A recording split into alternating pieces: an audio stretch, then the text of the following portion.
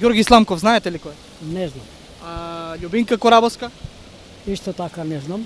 Дали знаете некој од антикорупцијска? Никого не познавам. Господије, знаете кој е Георги Сламков? Не, Љубинка Корабовска? не. Знаете ли некој од антикорупцијска? Од антикорупцијска комисија, нешто така. Па да ти кажам, не знам. Не ги знам тие. И таа не ја знам. Георги Сламков кој е? Не. Фари Алиев? А било кој од антикорупцијска?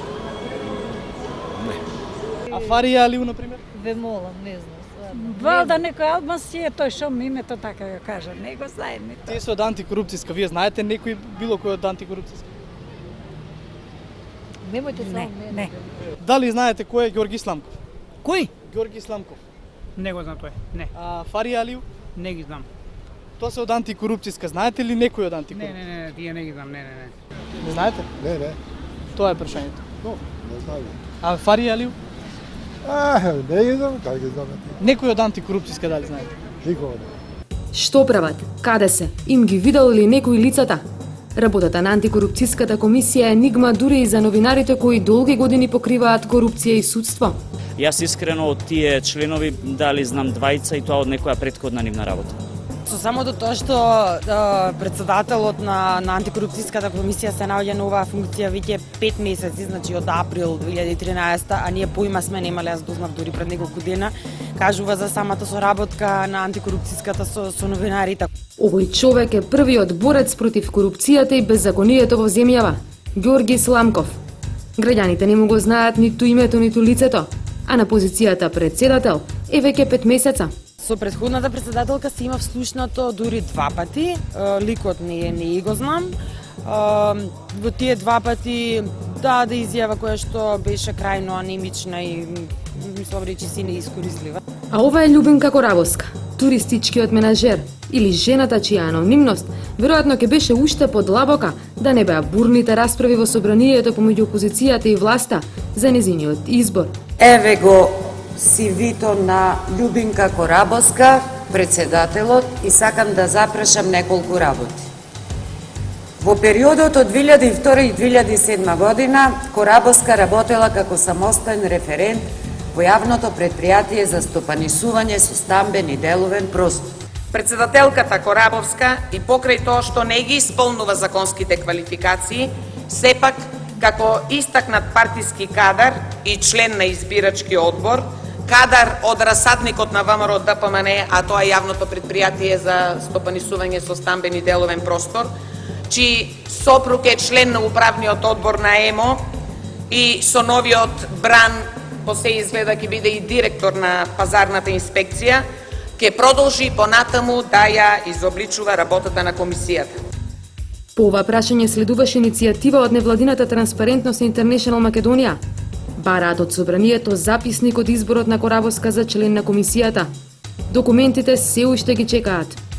Законот вели дипломирани економисти и правници може да бидат членови на Државната комисија за спречување на корупција. Побаравме од собранието кој што ја води постапката за избор, затоа што и собранието како такво мора да има своја одговорност. Тие не можат да се однесуваат неодговорно и самите да ги кршат законите на оваа држава. Побаравме да ни достават информација на основа на кои документи и да ни ги достават сите документи, кои што господјата Корабовска ги доставила во собранието при поднесување на пријавата по конкурсот за членови на Државната комисија. Од собранието добивме одговор дека таа ги доставила потребните документи, но првенствено се повикуваат на тоа дека собранието донело одлука дека таа се избира. Собранието може би донело одлука, но таа е незаконита одлука, а тие не ни ги доставија документите кои што ги приложила господјата Корабовска. Се жалевме до комисијата за која што треба да обезбеди пристап до информации од јавен карактер. И да, ја уважија жалбата и добивме решение, односно собранието на Република Македонија доби решение со кое што нашата жалба се уважува и на основа на кое тие ќе мора да ни ги достават овие документи. Но што е со другите луѓе во ова тело?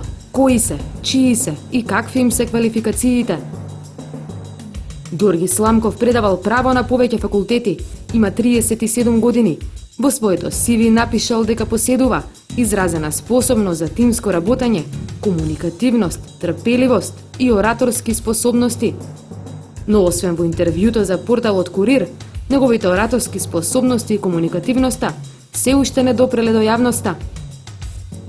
Љубинка Корабоска, или туристичкиот менаџер, ја има најкусата биографија.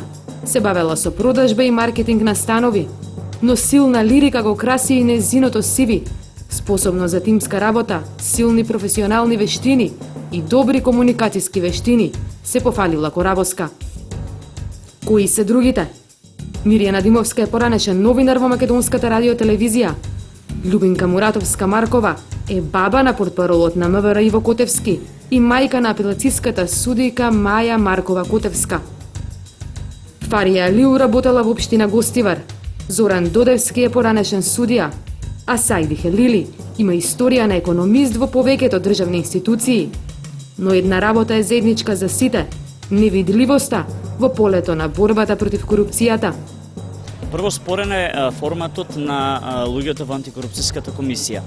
Овој состав кој е професионален и кој очекува сите дека со професионализација на функцијата ние ќе добиеме луѓе кои навистина работат, се борат и така натаму за спречување на корупцијата, ние добивме состав во кој беа грижени од пензионери, нечии роднини на функционери, па до луѓе кои буквално немаа врска ниту со правната или друга професија која се бараше. Редовно се обидувам да најдам некоја новост која што може да се искористи, меѓутоа најчесто иницијативите што ги покренуваат за некои, да не речам, личности од трете шалон, најчесто од опозицијскиот состав, се работи за ситни суми пари кои што реално и немаат некој одек во јавноста. И сите семинари кои што они ги посетиле, сите стратегии за борба против корупцијата што ги донеле и така натаму и така натаму. Значи, тоа се работи кои што јавноста ниту е заинтересирана да ги знае како документи пишани на лист хартија и презентирани пред јавноста, еве ние изработивме стратегија, ниту пак е нешто кое што има реален ефект во борбата против корупцијата во Македонија. Поранешната и прва председателка на антикорупцијската комисија Слаѓана Тасева вели дека во времето на првиот состав постојано биле присутни во јавноста.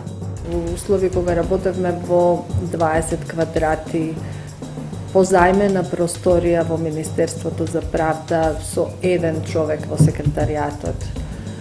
Ние го завршивме нашиот мандат со 6 луѓе во секретаријатот и со просторијата во градски трговски центар, која што граѓаните популарно вика аквариум, затоа што целата е од стакло и бевме многу транспарентни и постојано обкружени со медиуми и со граѓани, и речиси немаше ден да помине, а да нема некаква информација во врска со комисијата, за работењето на комисијата, за незините активности и иницијативи што ги презела, за редовните седници кои што ги држевме. Со неа ќе се сложат и новинарите.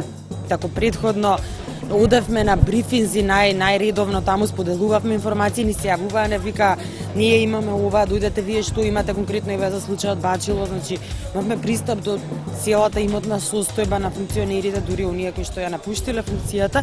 Сега да ме прашате, јас ниту знам кои се членови, ниту пак им ги имам видено ликовите, ниту никој што се слушнала по телефон, иако многу пати сум се обидала. Веб страницата на комисијата е илустрација и за тоа што и колку се работи. Првото нешто што го гледате во секцијата активности е средбата на новиот претседател Сламков со министерот за образование, а втората е неговото интервју за порталот Курир, каде зборува за корупцијата во Европската Унија. Па следат јавни опомени по некој ситен случај од областа на судирот на интереси и безброј информации за сите семинари на кои се прошетале членовите на комисијата. Пресконференциите се чини дека одамна се минето.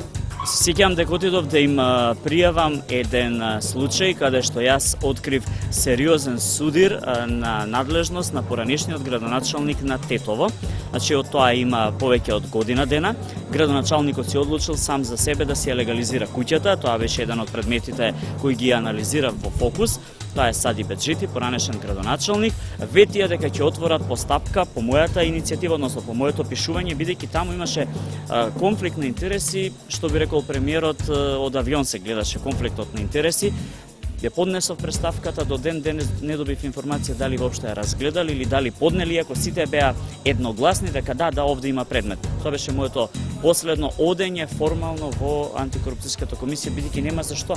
Зашто би трошал време за кој брифинг ако вие не гледате дека некој има иницијатива. Значи треба нешто да поднесат, некој друг орган да го работи или да не го работи, па вие да барате дополнителна информација од нив. Што би барал јас од нив? Антикорупционерите не одговараат на иницијативите. Пролетва со нивните имиња се китеа наслови од типот антикорупцијската минува изборен подкуп. Тогаш членовите решија дека владата може слободно да вработува луѓе за време на изборите, оти од таму им се јавиле и ги прашале. Единствената акција беше покрената за имотниот лист на опозицијскиот кандидат Андреј Жерновски. Ништо не се случи ниту со ревизорските извештаи од Скопје 2014, ниту со дупката од 3 милиони евра во изборната сметка на ВМРО ДПМН. Фрча казни за опозицијата. Дури и тогаш кога има најочигледни случаи на незаконито однесување и коруптивни делувања, тие се јавуваат во улога на покривање и заштита на коруптивните делувања од страна на луѓето кои што се во власта. Фактот дека таму нема компетентни професионалци ги прави нив да бидат послушници. Затоа што интегритетот на институцијата произлегува од интегритетот на поединецот. Таа институција која што е во буквална смисла на зборот продолжена рака на власта, е срамно што не само што не работи, што не гледаме на дело дека работи нешто, туку и воопшто не ја заборавивме дека постои.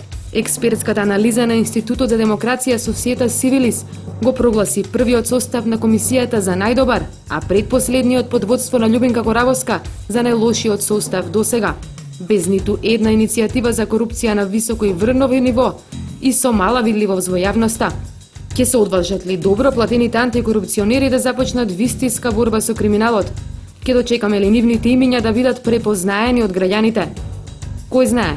Во меѓувреме редакцијата на Нова се уште чека одговор од Ѓорги Сламков на поканата за интервју и уште една шанса за негова поголема видливост во јавноста.